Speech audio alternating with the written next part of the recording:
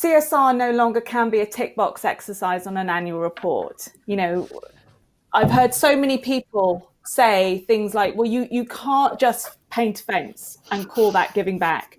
You can't just put your name on a football shirt or a rugby shirt or whatever type of shirt and say that, that is part of your philanthropic giving. Society has moved on from that. We're entering a new moment in time, which is called the stakeholder economy. What that means is that it's no longer just about an economic return that creates value for the business. Actually, it's societal return as well. Many of these athletes are just icons, right? When Messi walks onto the pitch, people aren't just searching for, how he's going to play the game. They care about what he was wearing at the red carpet event last week. They care about what music he's listening to on his headphones, which for me is far more interesting, because that's what I think sports leagues and teams should be thinking about, is how do I engage this much broader fandom, this much broader audience that cares about a lot more than just the stats and specifics of the actual performance itself. And when you think about just, sports' role at the center of culture, that's where I think that conversation gets uniquely fascinating. So the traditional launch and marketing headspace was, what is my budget?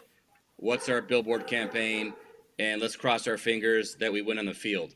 And those of us who know that are not actually kicking a ball and contributing to victories, we don't have control over that. So what, for us, culture was, what do we stand for as an organization early? And I think those of us who've been in startups, it's really tough to roll your sleeves up and commit to what your identity is on day one and then stick with it and be consistent. So for us, our purpose from day one, as I was there with those 7 of us, is to unite the world city through the world's game.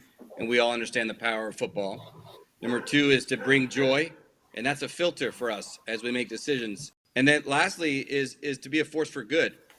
In LA, and I'm sure in many other markets, if you ask somebody in your city what sports team or club does the most good, very rarely will you get a unanimous answer. And I experienced that personally in LA. Nobody had a quick answer. I think the Dodgers are closest to a cultural icon in our city. And we felt like with a club, meaning a community, we felt like that would be a really important part of our identity to differentiate us in the market and to really put deep roots, is to be a force for good.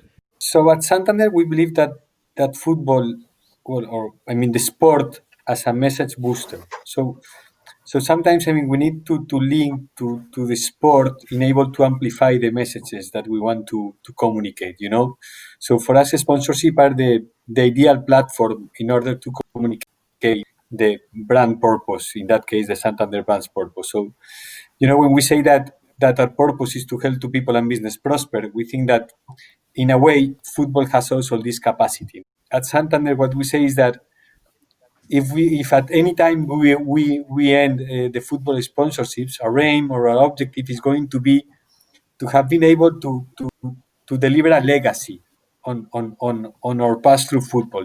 So this is why each year we try to do activations and to use the sponsorship to try to deliver this positive impact on society. One key component of a fluid fan is that they vote with their values, right? So if you misalign with their values, whether it's all the safety measures for athletes that you're not looking at, whether it's social injustice you're not addressing, whether it's gender inequality, there's a whole list of things that, again, if you're not treating your employees well, the workforce that's building your venue, there's a misalignment, and these fluid fans, these more fickle fans, may not buy your ticket, may not watch your content, may disassociate with you. Maybe they just align with the athlete and not the property itself. But those that get it right, I think Four-Screen Rovers, they're an eco-friendly,